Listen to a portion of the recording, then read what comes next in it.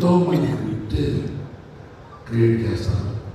ఒక ఆర్టిస్ట్ని ఒక మహానటుడిని చేస్తారు, ఒక ఆర్టిస్ట్ని ఒక దేవుడిగా తయారు చేస్తారు.